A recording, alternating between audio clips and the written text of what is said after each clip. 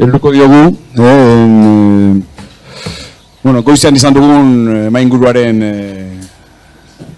tankerako izango da, egiturari eta plantamenduari dagokionez. Orduan, bueno, loreak goizean egin dituen aurkezpen orokor batzuk eta, begira, nik egin beharrik ez. Goiztean bezala hiru ataletan edo banatuko dugu eta horrela egingo dugu aurrera. Aurkeztuko ditut hiru hizlariak, nire eskuinean lehenik Joanes Igeregi, Santa Maria, sopelarra da, Sukarroria talde ekologistako kidea, ekologismo sozialean edo kokatzen da, esan zagun, irakurri dudanagatik, eta helburu nagusia luke, trantsizio ekologiko justu bat sustatzea edo gauzatzea. Joanesek humanitateak eta enpresa lizentziatua ikasi zuen, gradu ondoko pare bat ere bai, horietako bat, euskararen jabekuntza, kudeaketa eta hizkuntza praktikak 21. mendean. Eta gradu ondoko honen hildotik edo aritu da aurten uste dut, bai, zera, euskararen kolapsoa, ala, kolapsoaren euskara hitzaldia emanez hemenetan. Eta hor, hor uztartzen ditu, bioaniztasunaren, ekologiaren eta hizkuntza zein kultura txikien biziraupenaren arteko lotura. Garabide elkarteko kidea da 2008tik, gaur egun lantalde teknikoan ari da lanean, eta Kolombia, Ekuador eta Guatemalako proiektuen ardura dauka, bertan. Urte hasieratik jakinen gure aldizkarian idazten du, zenbaki bakoitzean artikuluska bat, eta berak bere hitzetan, hanka bat hizkuntza lankidetzen, dauka eta beste bat mugimendu ekologistan. Nabarituko dugu hori gero, zer asko. Bigarrenik, Ana Mezo Basaraz, Larrabetzuarra, ikasketaz kimikaria eta irakasle erretiratua da, eta Euskal Herriko pentsiodunen mugimenduko kidea. Mugimendu hau 2018an edo jarri zen martxan, eta, denok ezagutzen dugu batik bat, egiten dituen aldarrikapenengatik, eta, astelenero hemenetan egiten dituen, antolatzen dituen konzentrazioengatik, ezta? Aldarrikapen oso zehatzak ditu ikusgarrienak esango dugu, ezta? Pentsio minimoarena, edo gutxieneko soldatarena, baina hortik aurrera ere, eskubide, zerbitzu sozialen, zaintza ereduen eta genero arrakalen da inguruko, hainbat gogoeta eta proposamen ere egiten dituzte. Eta hirugarrenik,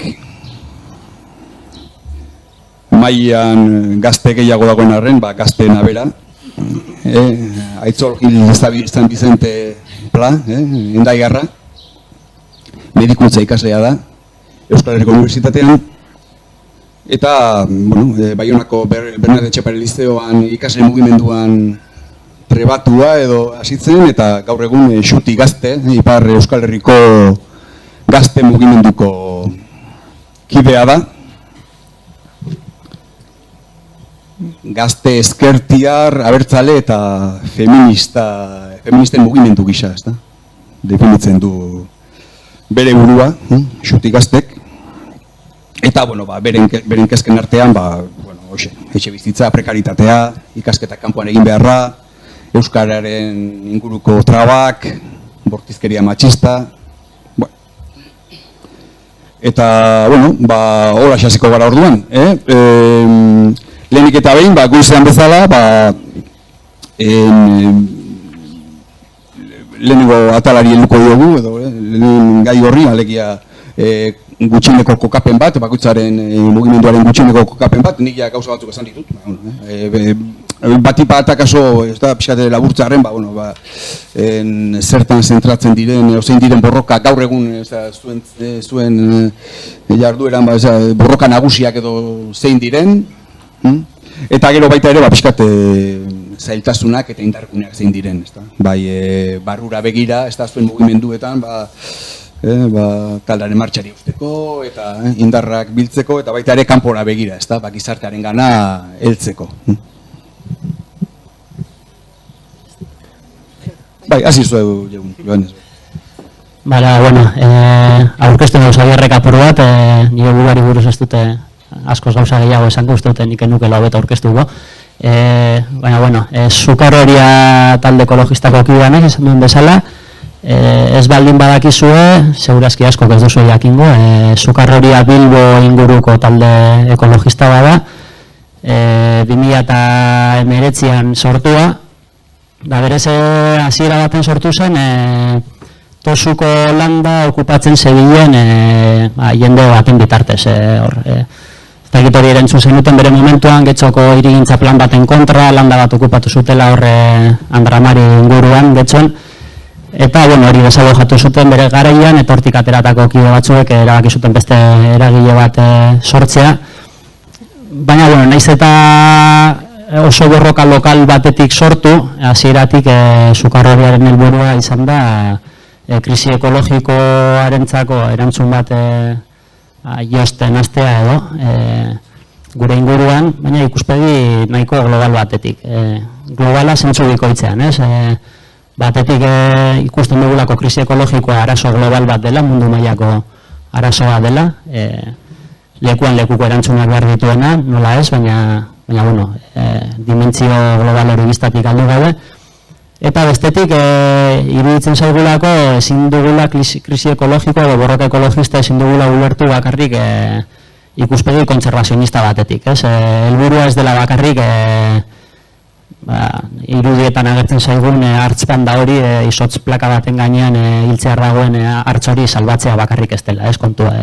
Borroka ekologista oso lotuta dagoela beste borroka askorekin, eta kontuan izan behar dugula ez bakarrik natura zaindu behar dugula, baizik eta gu ere natura garela, naturako baliabideak behar ditugula bizitzeko eta baliabide horiek mugatuak direla, ez? Da orduan borroka ekologista planteatzen dugunean iruditzen zaite kontuan izan behar dugula nondik ateratzen diren bizitzeko behar ditugun baliabide guztiak, baliabide horiek erausteko ze inpaktu daukagun hegoalde globaleko herrialdeetan, herri indigenetan, nola banatzen ditugun gure artean, baliabide horiek, eta hor sartzen da justizia sozialaren komponente oso garrantzitsu bat. Eta gero zelan banatzen ditugun ere baliabide horiek gure eskura jartzeko lanak, ez?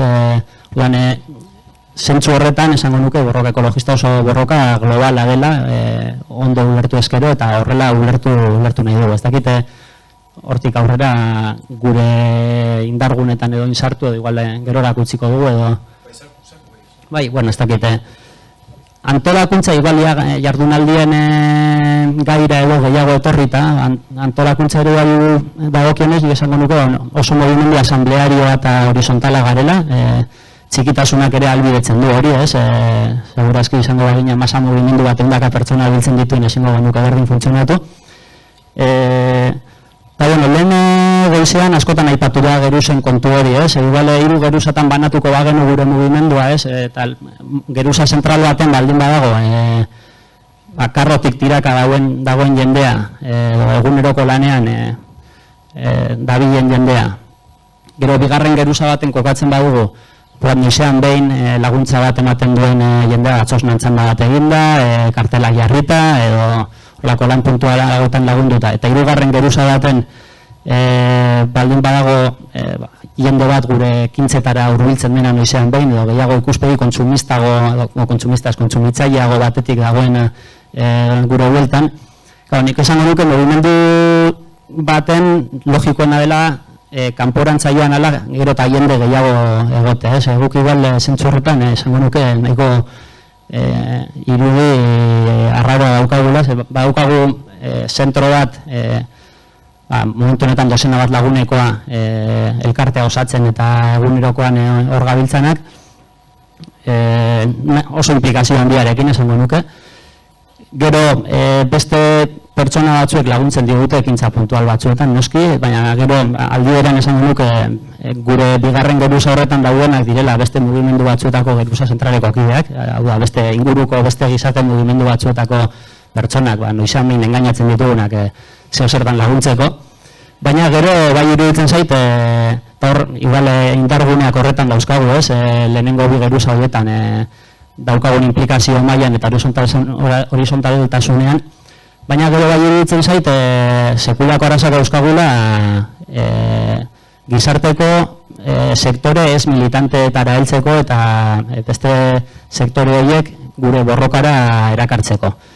Eta esango nuke sekulako amildegia dagoela, igual horretan geroago sartu daitezke, ez dakit gaurko hitzaldiaren gaia, baina esango nuke sekulako amildegia dagoela, krisi ekologikoak eta kartzan erronken artean, eta gizarte bezala ematen ari garen erantzunaren artean, iruditzen zaite, ez dakit historian izan dugun erronka garrantzitsuago bat esku artean, igual gehiagi esatea da, baina bueno, eta, asko kostatzen zaigu, ez dakit, manifestazio baten 500-600 pertsona baino gehiago elkartzea, eta ez zait okurritzen ze beste borrokak izan dezakeen epe ertain baten gure eguneroko bizitzetan inpaktu handiagoa gaur egun krisi ekologikoak izan dezakena bezala. Baina, bueno, hor utziko perengoz, gero tono positiboago baten abetzen dugun.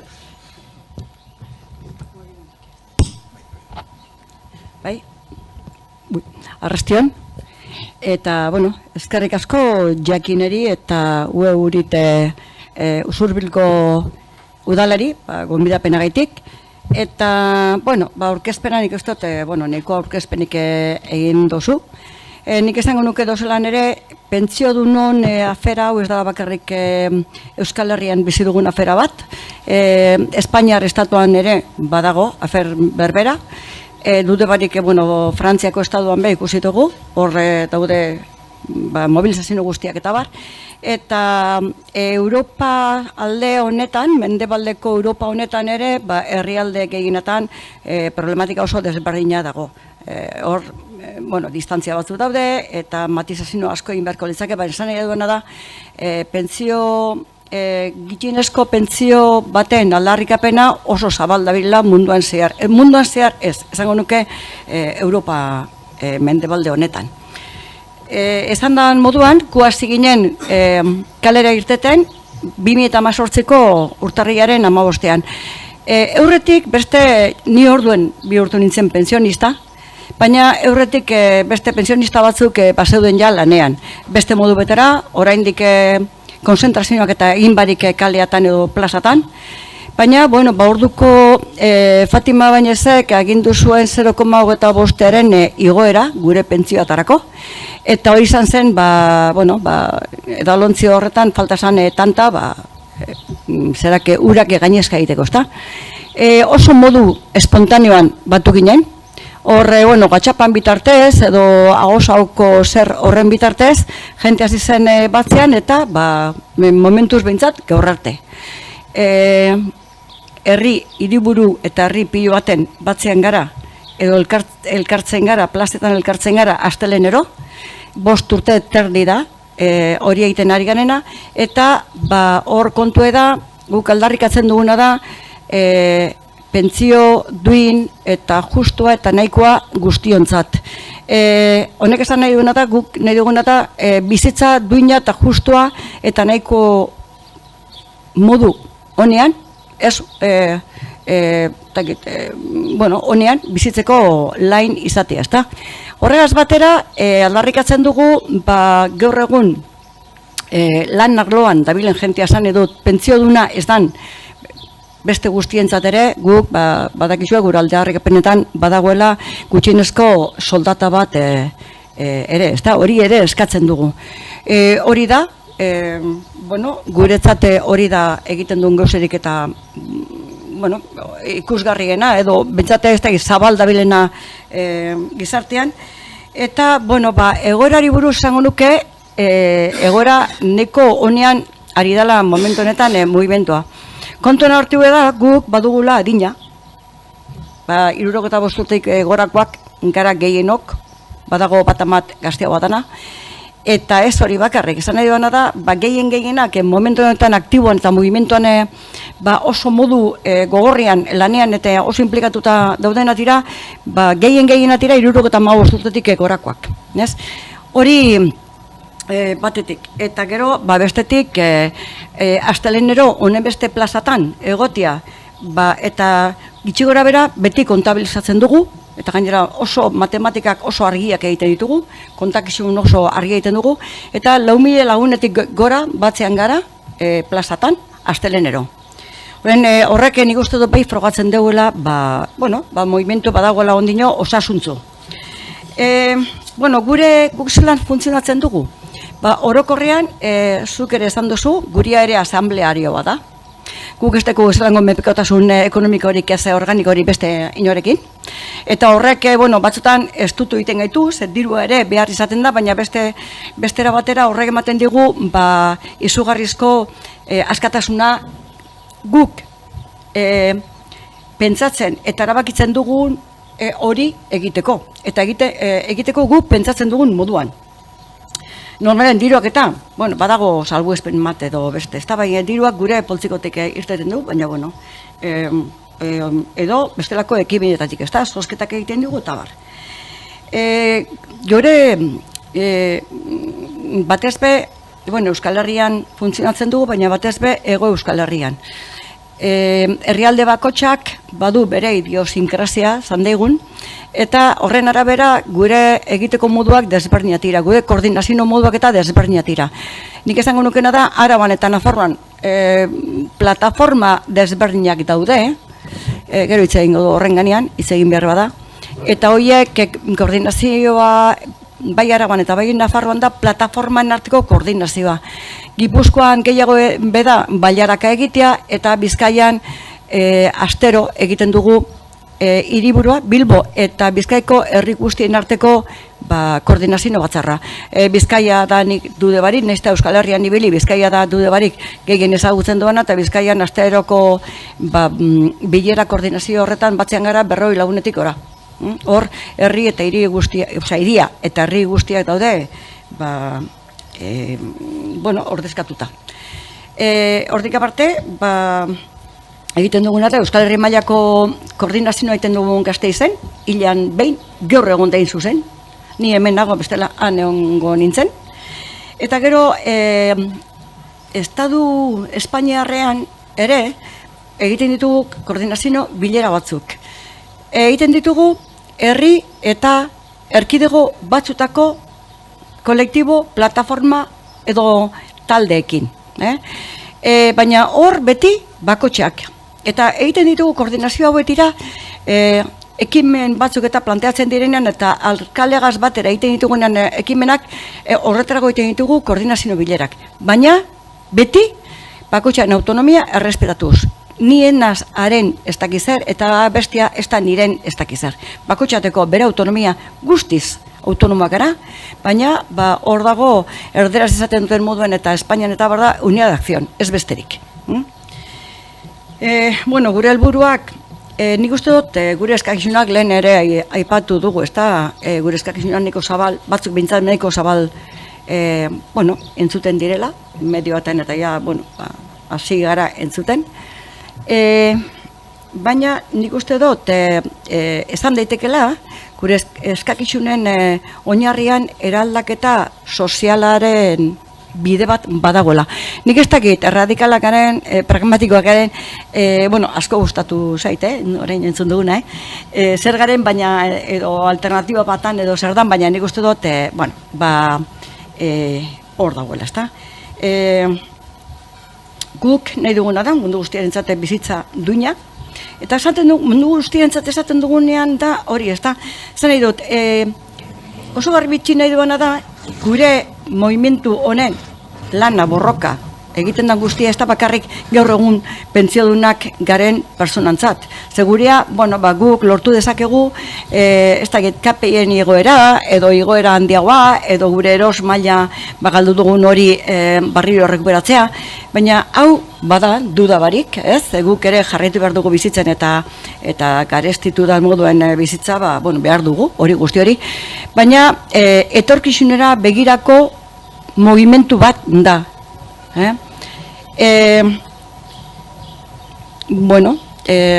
Nahi duguna da zera Espainiatik etorri diren reforma guztiak eta horiek indargabetzea guztia, eta reforma horietan ez dago bakarrik gure ganako murrizketea, baizik eta guretzat ere etorri dira murrizketa batzuk, baina batez ere gure atzetik datozen beste belaunaldi guztientzat eta batez ere gaur egun lan produktiboan ari dan jentearentzat. Orduan, hori ere nik uste dute konzeptu importantea dela, da etorkizunera begirako zer bat, movimentu bat, gaur egunekoa bai, guk ere bizi behar dugulako, baina bueno. Da, bueno, baina honek, guzti honek, ekartzen ditu, zailtasunak eta indarguneak ez da. Bueno, arro egon bagaude, eta hau humildade guztia esaten dut, ez?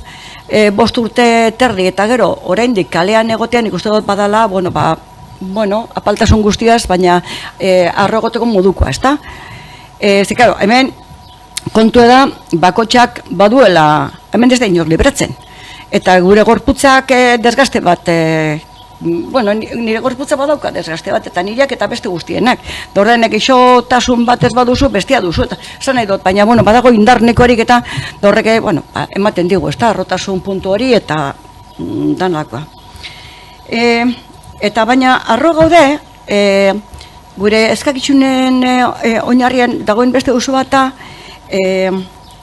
aberastasunaren banaketa justo bat, hori da aldarrikatzen dugu.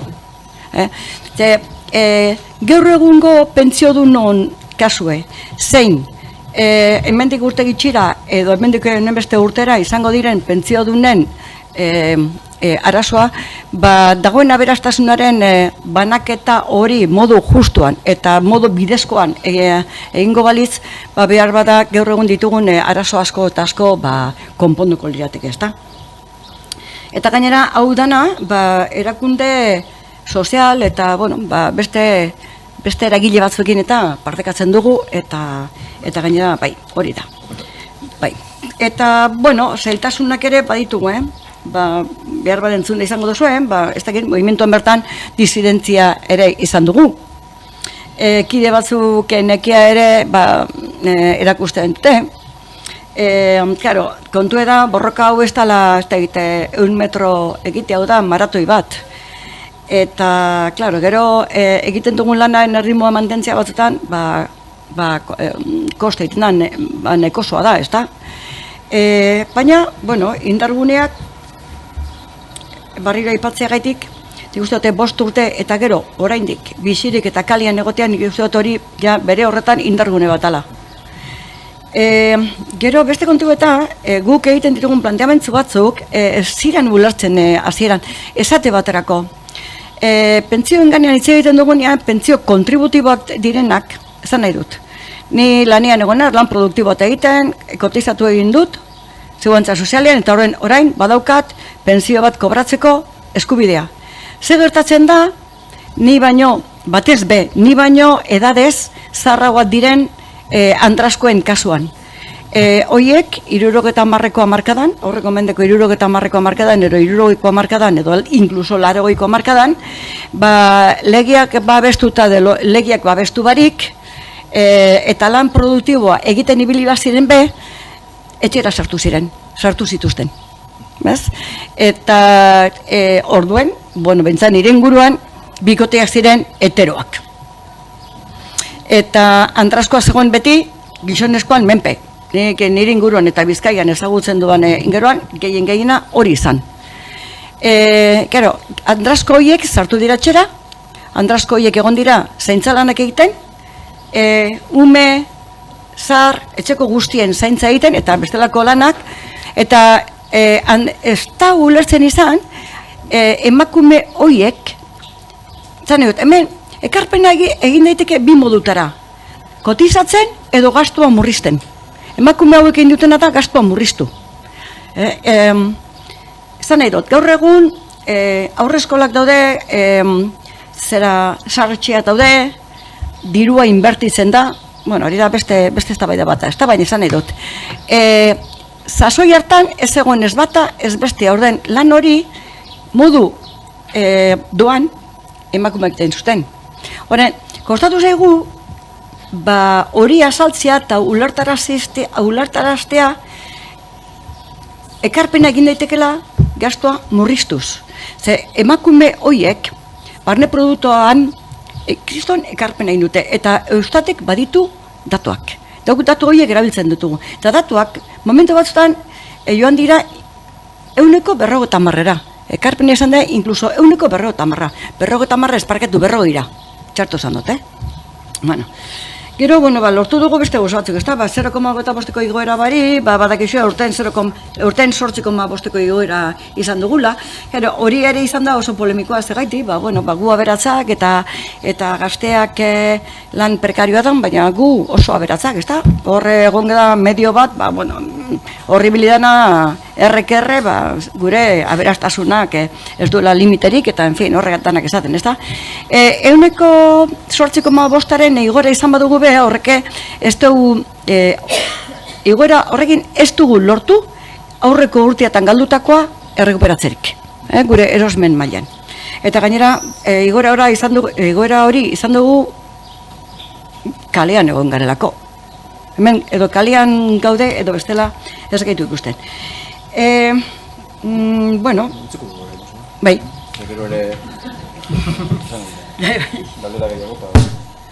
Bai, parkatu goli ez.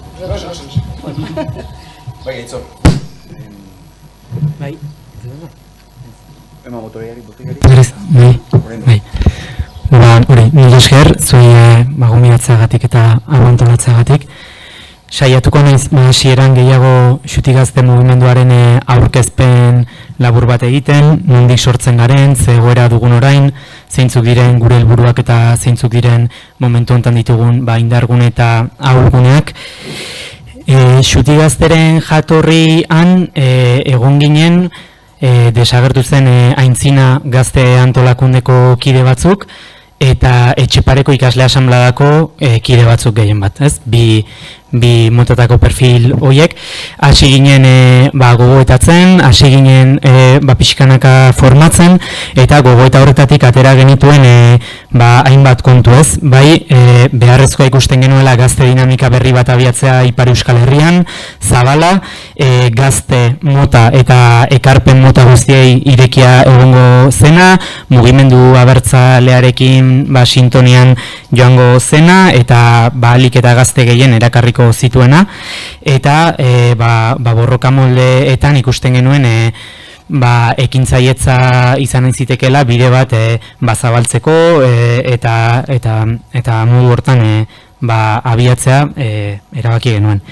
Egoera badugu nukleo bat trinkoagoa dena eta aktiboagoa dena, eta gero komunitate bat.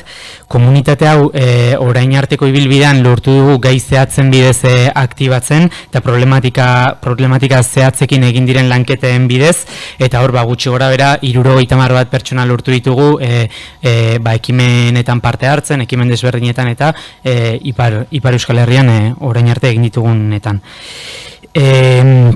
Helburuak guk xutigazte sortu genuenean sentitzen genuen utxune bat zegoela Ipar Euskal Herrian momentu hortan, gazte ezkertiar eta abertzaleentzat ez zegoela proposamen politikorik, eta pixkat hortatik abiatuz helburu nagusia izan zen proposamen hori egitea, ez? Ikuspegi ezkertiar eta abertzale batetik, eta helburu nagusia proposamen hori pixkanaka egituratzea izan zen, eta epe motzago batean referentzialtasuna irabazten saiatzea, eta gu ere zabaltzen saiatzea.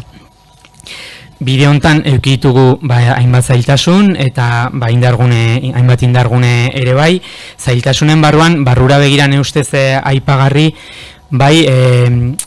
jende bat denbora pasa hala, sentitu dugula batzuk deskolgatu deskolgatu egin direla bidean, jende bat, eta guk hor uste dugu parte bat izan dela bilkura guztiak adibidez Baionan egiten genituelako, dinamika ere Ipar Euskal Herri mailakoa zelako, eta orduan jendeari kostatzen zitzaiola igual bere herritik Baionara larun batero jutea, edo ez, eta orduan ikusten dugu horren erantzuna izan aldela gehiago proposamenak lokalera eramatea, eta pixkat jendeak ikusteko, edo ez, jendeentzat hurbilagoak diren proposamenak itea lokal mailan, ez. Bai ikusi dugu ere, zailtasun badagoela jende askok baiezkoa ematen duela, adibidez eskukolpe puntual bat emateko edo ekimen batzuetan parte hartzeko, baina orokorrean badagoela zailtasun bat hortatik ja militantziara edo bizitza militantziaren arabera antolatzeko jauzi hori ematerako momentuan. Eta, nik uste bi gauza horiek kanpora begira ibilbide laburra izan dugula, eta orduan oraindik ez gara iritsiagian gazte sektore batzuengana edo ez. Eta hori, gazte eremuan ere gure momentu antzekoan beste eragile batzuk ere sortu dira, eta proiektu eta estrategia desberdinekin. Indarguneetan, barrura begira nik esango nuke badagoela nahiko kohesio handia, denok dugula erronka partekatu berdinak, denok dakigula edo denok ikusten dugula helmuga berdina, baita mugimendu abertzaleko sektore desberdinen babesa eduki dugula, eta kanpora begira ere lortu dugula ibilbide labur hontan presentzia publiko bat izaten, ekimenak egin ditugunak saiatu gara deigarriak izaten, komunikatiboak izaten, eta komunikabideekin ere lanketa bat egiten, eta orduan Ipar Euskal Herriko aktualitatean edo presentzia bat urte hontan lortu dugula, ez? Eta harrera ona izan dugula, balorazio hori egiten dugu, Ipar Euskal Herriko gazteetan, ez, guk aurkezpenak egin ditugunean, edo ikastetxeetatik feedback positiboa iritsi zaigu, eta jendeak guk momentuan genituen aldarrikapenekin konektatzen zuela, eta horrek ahalbidetu du ere hainbeste jenderi ekimen batean parte hartzeko proposatuta, edo baiezkoa ez ematea, eta iritzi publikoan ere Ipar Euskal Herrian harrera ona izan dugula.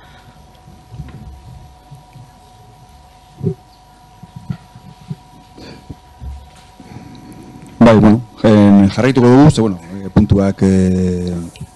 puntuetan sakontzen, gero etorriko dira, aipatutako ideia batzuk berriro etorriko dira, seguru asko, baina bigarren atalera pasan nahi nuke, militantzia ereduei buruz edo, ea zer, gauzatxo batzuk entzun ditugu, baina, pixkate zehatzago ez da, alegia, ze militantzia eredu ikusten dituzuen, zuen inguruan, implikazio mailak, anistazuna, militanten parte hartzaileen jatorria, genero atletik, adina atletika zuen kasuan agazo, zerago identifikatuagoak dira, ez da? Baina, tradizio politiko ideologikoetatik edo, eta, implikazio mailak esan dudan bezala, pixkate horren inguruan, zerbait gogoetatu duzuen, Bai, Joan. Hoguk horre komentatu dituzune aldagai horietan, lehen komentatuz 2019koa dela gure mugimenduan, nahiko ibilbide laburra daukagu, baina esango nuke aldaketatxu bat egon dela bere laburrean urte hauetan.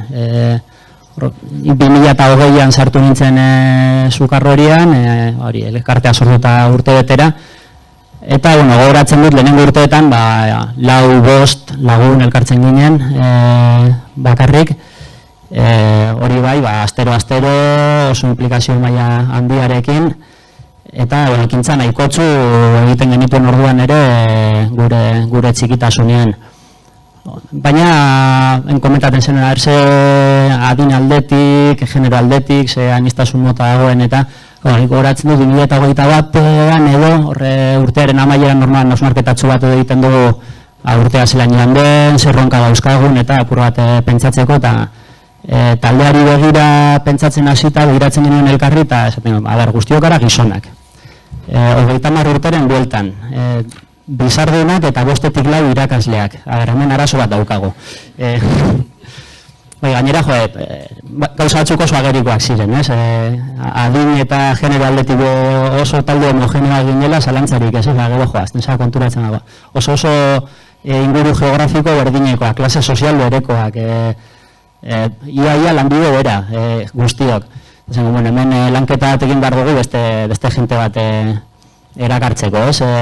Lehenengo lorpena izan zen emakumeri erakartzea. Ez da erreza, bizardunez osatutako talde baten, ze gau, emakume bati planteatzen dio zurbiltzea eta esaten dut zergaitik ez dago beste emakumerik. Zerbait egongo da, uste dute gustura sentitu zirela, oraindik hor daude. Eta emakume batzuk egotea gainera esango nuke eman ziola beste ikuspegi bat, ez? Lehen ez dakita Ainarak edo Marina komentatu duten, ez? Barrura begirako edo zaintzari begirako ikuspegi bat zertatu dela feminismoak beste gizarte mugimendu batzutan guri gutxienez gertatu zitzaigun, ez? Momentu baten beste hausnarketa baten sartu berri ziren emakume hauei galdetuta esaten ziguten, jo, beraiei oso harrigarria egiten zitzaiela ze ikuspegi produktibista genuen nolabait esateagatik gure eguneroko jardunean, zenbat ekintza egiten genituen kanpora begira eta ze gutxi barne hausnarketarako edo taldea osatzeari begira, ez? Eta bueno, igual gizonok bakarrik egongo bagina ez genioke horri garrantzirik emongo, ez genuke horren inguruan hausnartuko, ez? Eta azkenengo urtean esango nuke oraindik aniztasun handiagoa izatea lortu dugula taldean, ja nahiko sistematikoki hasi gara asanblada irekiak egiten noizean behin, jentea erakartzeko, segurazki orain arte egin dugun lanak eta gure inguruan apur bat ezagunagoa izateak ere balio du, ez? Beste perfil batzutako jendea erakartzeko, eta bueno, zorionez aurten lehenengo aldiz izan dugu lehenengo izan aipatutako beste arazo bat, ez? Arazo deitu dakioke, badagoela jentea euskeraz ez dakiena gure taldean, kasu honetan nahiko lagun bi direnez bakarrik susurlariekin konpondu dezakegu edo konpondu gaitezke batzarrak elegitan egiteko. Hor badago bilakaera bat, ez? Oso sektore jakin bateko talde txiki bat izatetik, apur bat taldea zabaltzera, espero dute ibilbide horretan sakontzen jarraitzea. Eta gero, taldeari begira ere komentatu dut, ez? Talde nahiko txikia garela, implikazio handikoa, baina horre nik ikusten duen beste zailtasun bat, edo, norbaitek baldin badauka lehen barrita magikoa da aipatu den, norbaitek baldin badauka gero galde erantzunetan ongi etorriak izango dira proposamenak. Oso zaila egiten zaigu batzutan, hain talde militantea izan da, beste militantzia mota batzuetarako tartea ematea, ez? Ematen du sartu ezkero edo uneko egunean sartzen zarela edo ez dela erreza batzutan kudeatzea zelan guztiok ezin dugu ekarpen bera egin, ez? Eta gerta daiteke momentu baten ez eukitzea aukerarik astero asanbladara etortzeko. Eta nola lortu jende horrek bere ekarpena egiteko modua izatea, ez? Eta militantzia maila ezberdinen arteko elkarbizitza bat edo sortzea. Hor beste anekdota bat ematearren, gure kide bi aita izan dira azken urtetan, eta bueno, jarraitzen dute bigarren mailan hor egoten, baina nabaritzen da oso urruntze handia izan dutela taldearekiko, normala da, neurri baten, ez? Baina, zelan lortu jende hori ere nolabait engantzatzea, ez? Guztiok ez daukagu gure bizitzaren fase guztietan, eguneko egunean egoteko gaitasunik, baina zelan lortu uneko gehian ere egon alizatea, ez? Eta azkenen bi jardun erdik jardun oso bat egin alizatea. Bueno, gure kasu... Bai, ezta? Bai, orain. Bueno, gure kasuan militantzia ereduaren ganean ez dago eztabaidarik. Zan nahi dut, bazikinen, eta kontu eda, guk, dugun adinagaitik, gehienok datoz sindikalistak izan direlako, daude hor, edo ardura politikoak izan dituzelako, edo feminismotik, edo etxean egon direnak ere, badaude. Lehen, bueno, hori nahi izan dut esan, eta, bueno, orain justu du gainera egokia badaloen izatea. Gure indargunetariko bat izan da, horre, bueno, emakume asko etxe barruan egon dire lanean, ikustezinak izan dira, kolektibo handi bat, eta kolektibo hori, bueno, movimentu honek lortu duen gauzetariko bat hori ere izan da, ezta? Emakume horiek kalera ataratzea eta bizibilizatzea, ikusgarri bihurtu dire. Oraindik, bueno, asko falta da, horre karga kultural handia dagoelako eta bar, ezta? Horren gero, guk militantzierako edo lanak egiteko edo movimentu honetan egoteko, bakotxa bere buruen badauka, bere honen beste 60 eta ez dakizen bat urtean izan duen ibilbide mota bat oso hor sartuta, ezta? Eta itzaltuta, ez da, hor dago. Hori aldatzea nik uste dut, zaila dela. Horrek ez dugu esan nahi, ez da nik honen ganean gogetarik egin behar, ez da. Hori da gure kontua. Gero, bai, badaude arazoak, esate batrako ni nator eremu euskaldun batetik. Orduen, Sarritan Bizkaian koordinazio batzarrak eta itia, oso gogor egiten zizkin iriz, segaitik. Dana da, gaztelania, dana, zena dute, euskeraren ausentzia hori oso nabarmen esaten da, eta gainera, hor hain gara anitzok, hor movimentu horretan gaudenok, Sarritan kidetariko batzu behar bada ulertu ere ez dut egiten, ni neuk euskera, ni neuk ez dakit movimentu honetan euskera aldarrikatu eta euskeraz egin nahi dudala. Orduen hori bada arazo bat, eta esan duan abe, emakumena, ez da? Emakumea kalera askota asko, etzian egon diren askota asko kalean egon badaude be, eta herri batzuetan emakumea motorra badabe, gero, erabakitze, organoetan esango dut, ez da, erabakitze organoetan, ez da, asambleadarioa da, ez da, baina, 40 lagun gaude, Sarritan gertatzen da, 35 gizonezkoak direla, eta gainotzekoak andraskoak. Naiz eta gero, herri askotan, andra hori edo emakume hori izan motorra.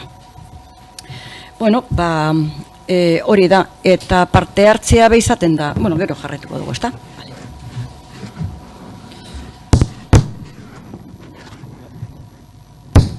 Bai, hola ongi. Militantzia ereduen inguruan, gure kasuan gure dinamikako kide gehienak neskak dira eta lizeo adinekoak. 17-18 urte hortakoak. Militantzia ulerkeraren inguruan, hor bazegoen ez, galderetan lehen militantzia esparrua izan zen pertsonetan, ala lehenagotik militante zirenetan, gure kasuan lehen militantzia esparrua da, eta nik uste dut hor ez dagoela desberdintasunik bi perfil horien artean implikazio mailan, agian lehenago militante izan den jendeak tresna batzuk edukiko ditu, ezakite plangintza bat nola osatzen den, kokapen bat, intuizio batzuk igual, baina egia da, inoiz militante edo ez, lehen aldiz militante den jende horrek, bagian ez dituela, aurretik militante diren horiek dituzten aurre iritzi batzuk, edo komplexu batzuk, orduan nik uste dut osagarriak direla eta aberasten dutela bi perfilek, ez? Ere bakoitza nundik datorren eta horrek zer eragin duen mugimendu desberdinekin ditugun harremanetan eta xuti gazte barruan nik uste dut gauden kideak toki desberdinetatik gatozela, tradizio politiko desberdinetatik, baina nik uste dut denak ados gaudela alik eta gehien izan margarela, alik eta gazte gehien, gauzak baldatu nahi baitugu eta orduan ikuspegi hori denok dugunez nik uste dut ez duela sortzen hor, inolako talkarik, ez deus. Parte hartzean, zuek jartzen zenuten, nik ez dakit garaian nola izango zen, jartzen zuen gaur egun joera dagoela, ez? Agian militantzia puntualagoa izatea, militantzia zikloak laburragoak izatea, eta hor, guk ikusten dugu puntuala dela, agian jende batek, lehen esaten duena, erresago esaten digula baiezkoa, ezakit ekimen batean parte hartzeko, ala eskukolpe bat emateko, bizitza militantziaren arabera edo larun batero bileretara etortzeko konpromiso hartzea baino ez, agian erresago ematen dela ekarpen puntual hori guretzat beharrezkoa dena eta hori. Eta militantzia zikloak laburragoak direla, ez dakit, nik uste dut beste faktore asko sartzen direla gure kidetan, ikasketak, lana, egoera pertsonala, kirolak, beste lehentasun batzuk, aisialdia eta horrek eragiten duela, agian politikoki ados egon edo ez, erronka partekatu arren, jende bat igual momentu batean atzera pauso bat ematen duela, berri sartzen dela, nik uste dut joera hori bai gertatzen dela ere gurean. Guk pixkat horren aurrean hartu genuen erabakia izan zen jendea binkulatzea gehiago sektorekak egiten ziren lanketekin eta ekimen zehatzekin. Ikusten genuelako zaila zela momentu hortan, Ipar Euskal Herrian gentozen utxunetik, baina baita gu sortu berriak ginelako, jendea binkulatzea ja proposamen osatu eta itxi batekin eta osotasunean baiezkoa ematea jendeak, proposamen itxi horri, ez pentsatzen genuen erresagoa zela, gai zehatzen bidez binkulatzea, ekimenen bidez, eta gero saiatzea hori pixkanaka egituratzen. Orduan, horren alde egin genuen guk. Eta borroka molden inguruan, nik uste dut hor, jende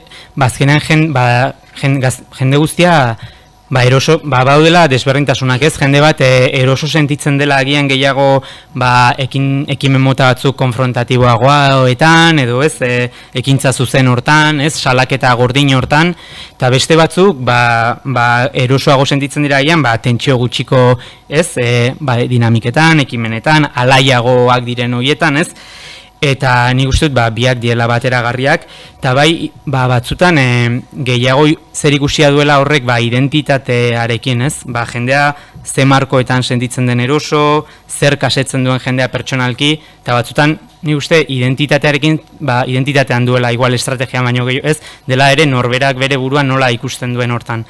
Baina hori, gusaiatu gara denetarik egiten, transgresore edo ekintza zuzen hortan adibidez, 21 gazte sartu ginen Ipar Euskal Herrian golf zelai batean, ez, aldaketa klimatikoaren aurkako mezu batekin, eta saiatu ginen golf zelai batean baratza bat landatzen, eta hori izan zen, ez ekintza zuzenago, baina ikusten genuen, hori egiteko ere behar zela aurretik, ikusten genuen bazegoela horren inguruan adostasun bat iparraldean eta hori egin genuen eta jendeak oso ongi hartu zuela sentitu genuen eta berriz beste ekimen batzuk askoz lasaiagoak, adibidez Santiago Zubian 30 bat gaztekin genuen etorkinek pairatzen duten errealitatea salatzeko mural batzuk margotu, egurrezko plaka batzuk askoz lasaiagoa eta beste jende batek baiezkoa eman zigun, agian aurrekorako ezezkoa emango zuena, ez.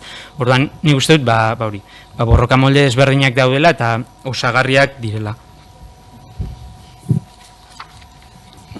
Aitzol, hain zuzen orain amaieran bi ekintza horiek aipatzerakoan, ez da batean krisi klimatikoa da aipatu duzu eta bestean berriz migratzaileen krisia eta alde horretatik hori gero hurrengo puntuan landuko dugun, ez da, aliantzak, harremanak eta beste mugimenduekin harremanak eta bete-betean sartzen gaitu horrek. Aurretik ala ere, nahi nuke pixkat aipatzea pandemiaren kontua. Aitzol, zuen kasuan, zuen mugimendua, oso gazteak zarete gainera, baina mugimendua 2022an jarrizten abian, pandemiaren arorik gogorren abintzat pasatuta zegoela, ez da? Hala ere, hitza emango dizute. Baina, akaso, ez dakit, irurok itzein duzu, baina ana zuri galtuko nizuke, otutzen zaidalako behar bada, zuen mobilizazio zera, ez da, erritmoan, ez da, bete-betean jozuela pandemiak, eta orduan zuen martxa horretan, 2018an hasi zineten, esan duzun bezala, ez da, astero kalera ateratzen, eta, orduan pandemiak, hori erditik eten zuen, eta, horren inguruko zerbait esan dugu zuen. Ala da, ez da. Pandemiak, alde batetik, zoritxarrez, pandemiak egin zuen izan zen, gure kide asko eta askok, aktiboan zeudena, planeta honetatik alde egin zuten, ez da, kide askok.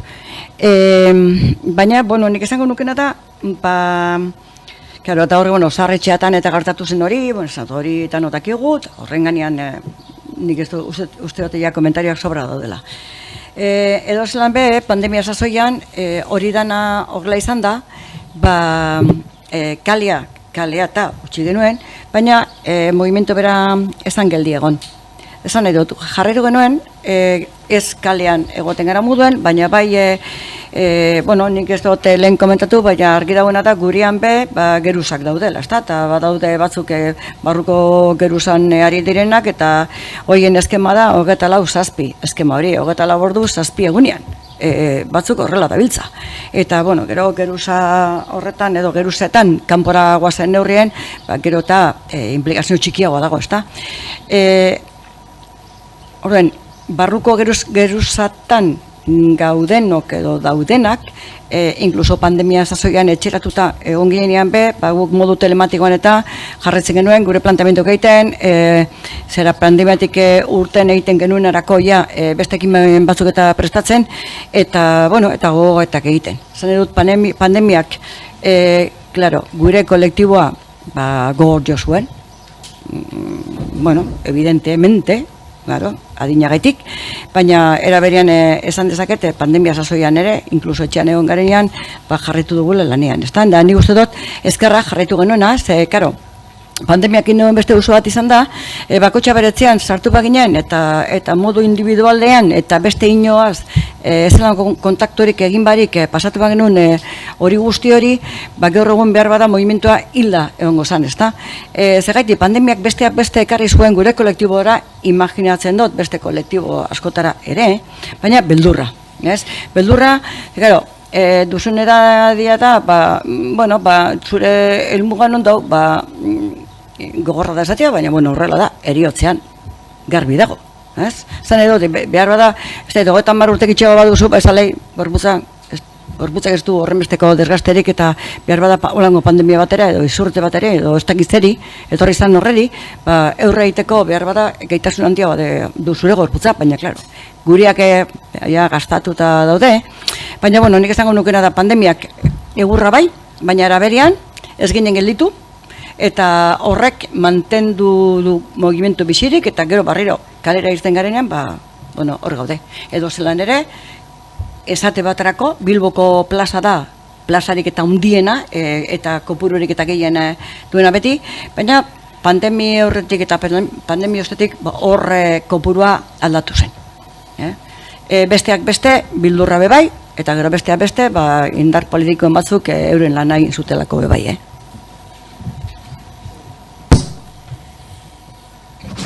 Zerbait ditzaitik ez diazu galdetu baina. Justo hori pandemia sortu baina hilabete batzuk lehenago sortu zen gure taldea, ez dakit kasualitatea den justo gainera hori gaixotasun tropikal baten izena daukagu eta gero pandemia bat etortzea. Baina, lehenengo pertsonan esango nuke zigula horren beste eragin, talde bezala, jarraitu genuen elkartzen eta gero gure kasuan gehienak Bilbokoak Bilbo ondoan bizi garenez o bizi ginenez momentu horretan etxetik ateratzea posible izan zen momentutik aurrera aukera auki genuen aurrez aurre elkartzeko ere eta nik esango nuke taldeko dinamika zuela horren beste eten. Mugimendu ekologistari begiratuta modu zabalago batean bai iruditzen zait, justo 2019an ni justo Euskal Herria lurreratu berri nengoen, kanporan denboraldi luze bat eman eta gero, baserien sortzen olatu ekologista gazte bat, apurret Fridays for Future hildotik eta hori bai pandemiarekin esango nuke nahikotzu eten zala, gero jarraitu du existitzen, baina ez du izan aurretik sekarren indar hori edo hartuko zuela ematen zuen indar hori ez du berriro hartu, nik pintzat ez diot igerri. Ez dakit zerikusia izango duen mugimenduak berak lehenagotik zeukan euskortasunarekin edo sare sozialetatik sortu den zerbaitek eta horren besteko ibilbiderik ez daukan mugimendu batek igual desegiteko probabilitate handiago izan dezake ez dakit. Baina gero horretaz aparte ere bai komentatu nahiko nuke pandemiak beste alde batetik borroka ekologistari begira iruditzen zait pare bat gauza erakutsi dizkigula ere bai irakatsi dizkigula. Batetik kriston lasaitasuna izan zela naturarentzat guztiok etxean geratzea eta mundua apur bat gelditzea. Kutsadura indizeetan, CO2aren kontzentrazioan, adierazle askotan, inoiz ez da egon horrelako hobekuntzarik. Zentzu horretan igual krisi ekologikoari aurre egiteko igual 7 pandemia beharko genituzke bata bestearen atzetik. Ez hobe beste bide bat hartzen badugu, Baina horrek bai adierazten du moduren baten posible dela gaur egun martxan dauzkagun jarduera ekonomiko asko gelditzea horren besteko katastroferik eragin gabe. Honek ez du esan nahi jende batek ez zuenik oso txarto pasatu maila materialean, baina baina bai posible izan zela jarduera ekonomiko batzuk gelditzea, eta munduak martxan jarraitu zuela, eta oinarrizko behar gehienak mantendu zirela, kenduta oso modu prekarioan bizi den jende bat, hori ere ahaztu gabe. Eta bigarrenez, ere esango nuke, pandemiak irakatsi zigun beste kontu bat, kontuan hartu beharko genukena etorkizuneko trantsizioi begira da, nire ustez minik handiena egin zigun alderrietako bat momentu horretan izan zela harremanak etetea bera. Maila materialetik haratago, eta askotan gure ongizatea eta zoriontasuna kontsumoan oinarritzen dugun gizartanetan, iruditzen zait garrantzitsua konturatzea, hor egon zen kalterik handienetako bat izan zela kontakturik izateko aukerarik ez izatea, eta benetan ondo bizitzeko behar dugun klabetako bat sare sozialak direla, baina ez Twitter, Facebook eta horre sarean dauden horiek. Benetan eguneroko harremanetan euntzen direnak, eta agian aukera daukagula, hori aurrera lantzeko edo beste hitzaldi baten lantzeko kontua litzateke, baina aukera daukagula bizitza honak sortzeko beste bizitza eredu bat izan da ere.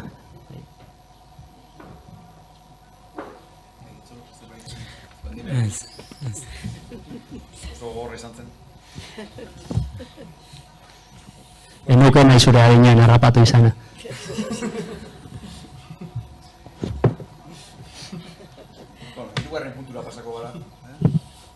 Hirugarren puntura pasako gara orduan, batetik harremanak erakundeekin, erakunde publikoekin, eta gero harremanak lehenik bintzat zuen arloko, nolabait ezatarren, beste mugimenduekin. Horri buruz, Aitzol, hasi nahi baduzu? Bai, beste mugimenduekin ditugun harremanetan, arlo berdinekoak diren mugimenduetan nik uste dut hor desberdina dela, eta gehiago Ipar Euskal Herrian azkenean Xuti Gazteko kideok ere bagarela gazte mugimendu zabalago batzuen parte, ez? Eta modu hortan nik uste dut sortzen direla harremanak beste gazte sektore batzuekin, beste gazte batzuekin. Xuti Gazteko kideak adibidez bagabiltzalako ere Euskal Herria zuzenean festibalean, gaztetxeetan edo etxepareko ikasle asanbladan adibidez, eta nik uste dut harremanak gehiago hor sortzen direla modu naturalean Ipar Euskal Herrian. Beste esparruko eragileekin, guk baditugu sektoreka edo erreferentziazkoa guretzat edo bide lagun direnez, eragile batzuk, politiko instituzionalean bai, ekologismoan bizi, borroka sozialetan alda, sindikalismoan agian lab, laborantzan ez, LB, etxe bizitza plataforma etxe bizitzaren auzian, konfederazioa euskararen auzian, eta guk azkenean sektorekako gaiak landu ditugunean, elkarlanean landu ditugu, eragile hoiekin batera ere. Eta hortaz aparte guk ikusten dugu gure burua espektro zabalago batean dela mugimendu abertzalean, ez? Orain gira prozesua abiatu duena, norabidea berdefinitzeko, eta gure eginkizuna izango da guk uste etorkizunean, mugimendu abertzaleak hartzen duen norabide hori ere, gazte mailan logika horrekin jardutea, eta badugu lanbizio bat ere, mugimendu abertzalearen sektore guzti horiek, ez? Sektore anitz guzti horien, gazteri izateko edo, ez? Eta Euskal Herriko beste eragilekin, momentu honetan Xuti Gaztek organikoki edo ez du harremanikola mugimendura beste eragilekin, gero Xuti Gazteko kideok baditugu harreman naturalak Euskal Herriko eragileekin. Erakunde publikoi dagokionean, guk momentuz ez dugu behar hori izan, erakunde publikoekin harreman hori izateko, baina etorkizunean ez dugu baztertzen, batez ere Ipar Euskal Herri mailako erakunde lokalekin, izan udaletxe, herri elkargo, harremanak izateko behar baldin bada. Intersekzionalitatearena gero, edo... Ana, zuen kasuan, erakundekin eta udaletan aritu zarete, mozioak sartzen, legebiltzarrean ere bai, bueno, nola ikusten duzu? Bai, bueno, alde batetik, pentsio dunen artean, dago horre talde edo multzo handi bet, gure mugimenduen ez dagoena.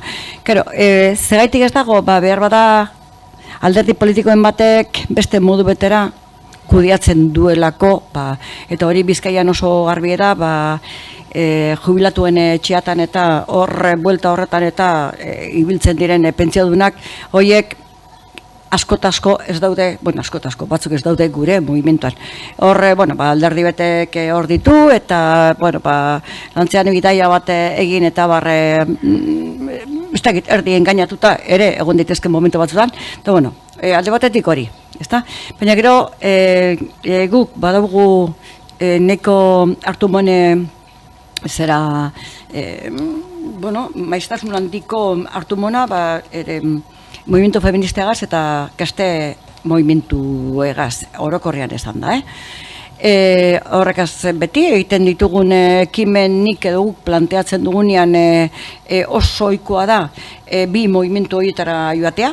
Gero, batek erantzungo dugu, besteak ez dugu erantzungo, baina esan edo gu beti ze uste dugu subi, aliantza, edo esan, konvergentziak horretara joan behar dugula, ezta? Ze nik uste dut borrokak aspaldiko urtetan oso atomizatuta egon direla. Gero, gehiengo sindikalagaz bai, badugu, beti joaten gara, gure ekimenak eta planteatzen, eta ere berian interpelatzen ere.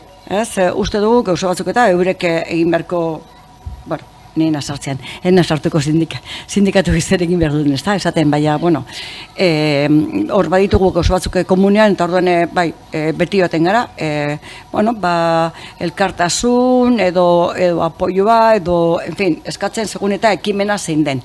Gero, indar politikoekin eta beti goten gara, salbu bat, dude barik boxe gana ez gara egoten, ez diogu papeli pasetan, esan nahi dut, ez? Nekoa da Pepe gana joatea, nekoa. Normalean jendeak, indar politiko guztiek hartzean gaitue, irribarrerik eta ondinagaz, baina argi dagoena da, batez be bat edo bi dire gurekin bat eginda datozenak, osea, bat egiten duenak. Eta gure aldarrikepenekin bat eginda daudenak. Naizta gero, behar den beste lortu ez eurek dauden instituzioetan. Eta guk, indar politikoekin egoten gara, bai Gasteizko parlamentuan dauden indar politikoekin, bai Nafarroko parlamentuan daudenekin, eta bai Madrilera ere joaten gara. Zergatik, oraindik pentsioaren gainean eskuduntza asko transferitu barik dagoelako.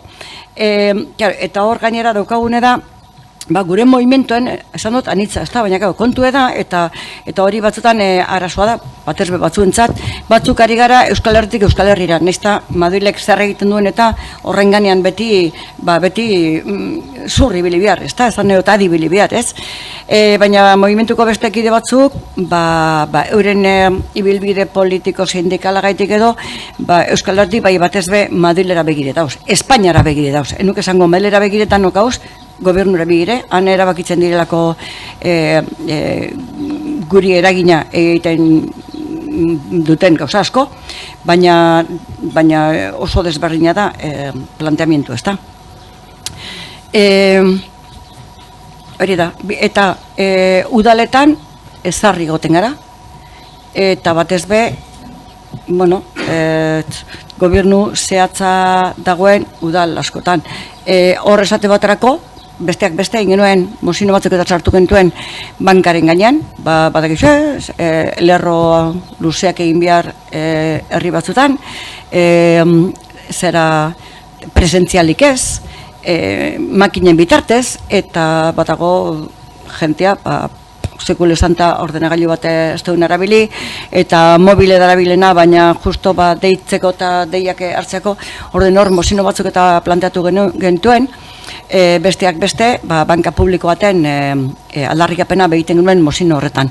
200 udaletan edo ginen, eta 130 udaletan zera mozio hori onartu zen, eta horietatik biten edo deriten,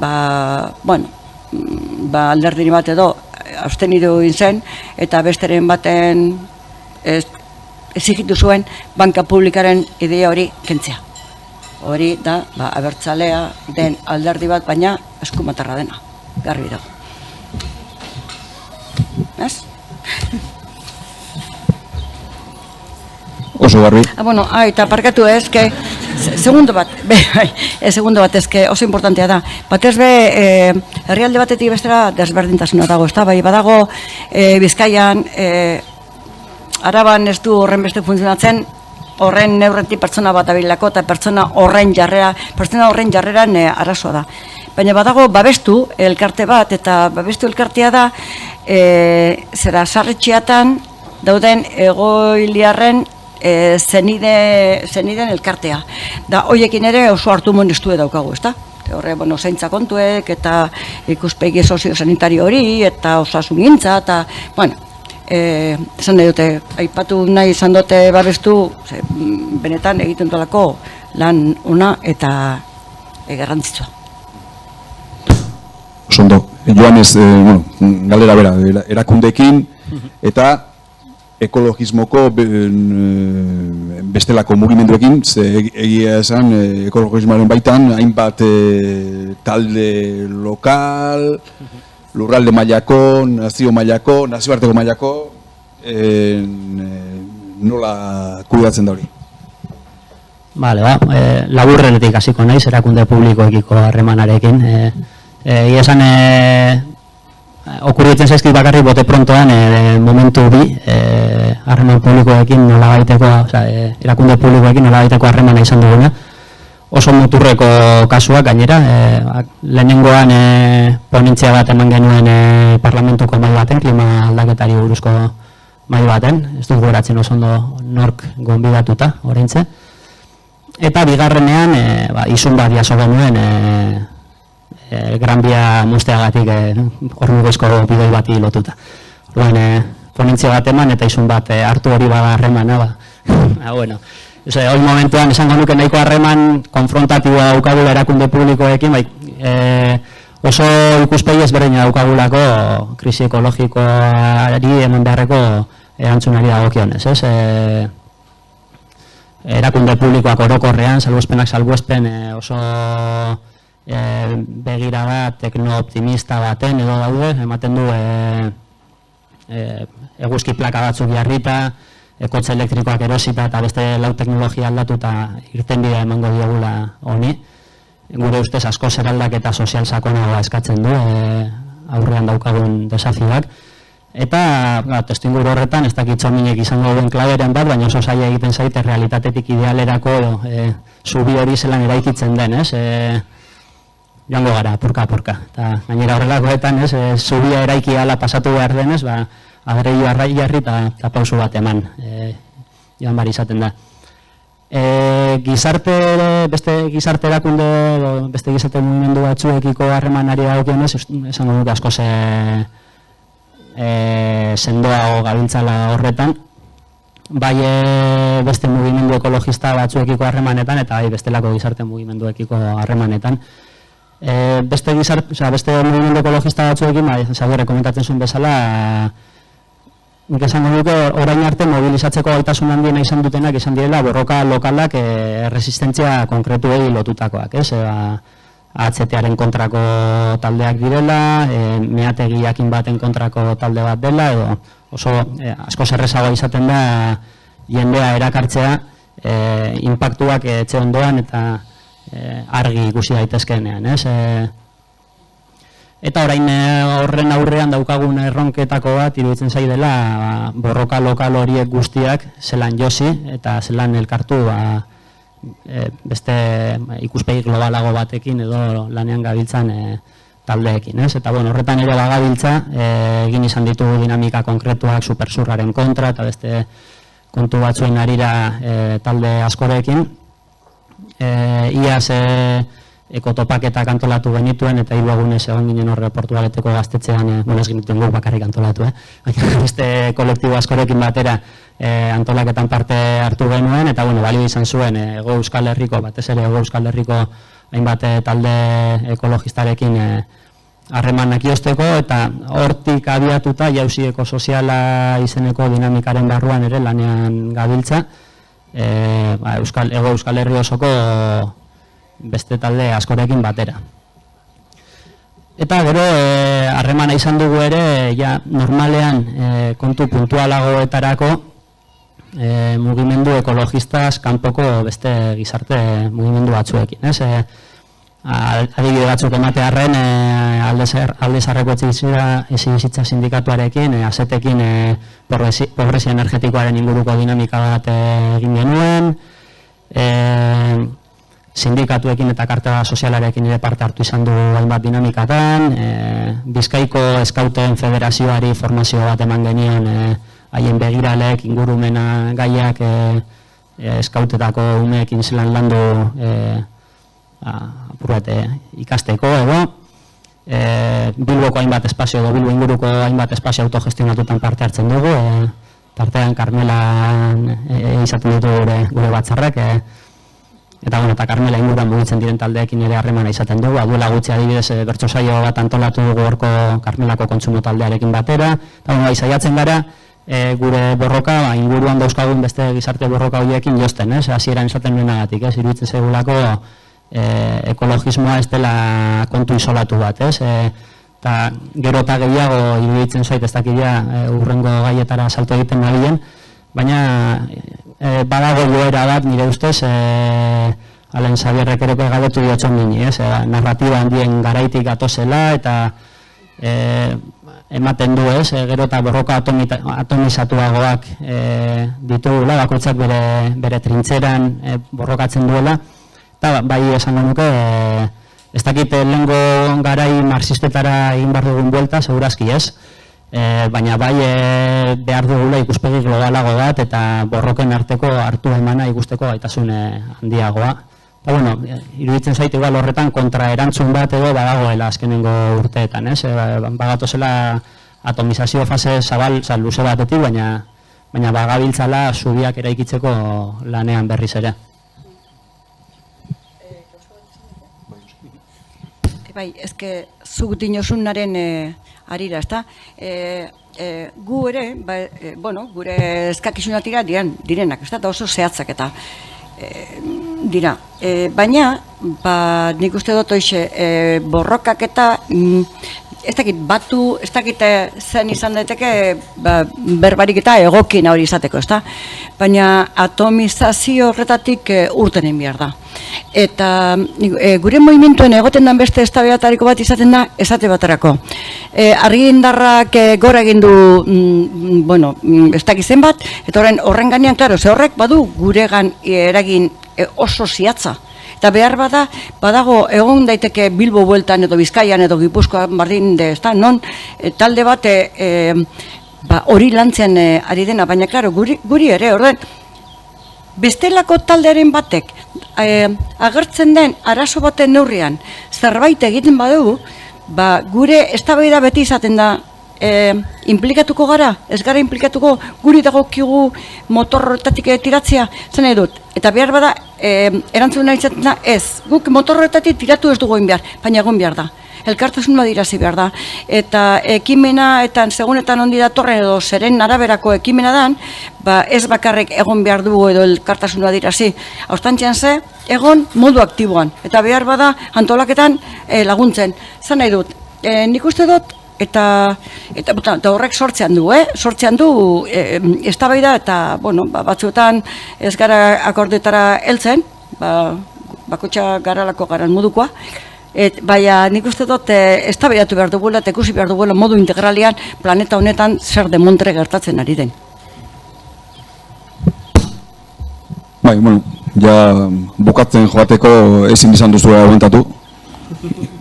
Nik intersekzionalitate hitza aipatu horretik aritu zarete hortaz, baina bai, pixkate horrekin azken gogoeta bat egin ez edo bukatuko genuke, alegia mugimendu bakoitzaren eguneroko edo asteroko edo dinamiketatik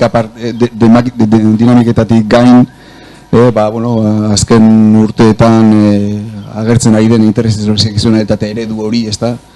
nola bizi duzuen edo benetanko, bueno, ez dakit, gogoeta pausaturik egiten duzen horren gain, praktika puntualez gain, benetan hortik bide bat ikusten duzuen, aliantzak sortzeko, bateratzeko, nola ikusten duzu bai.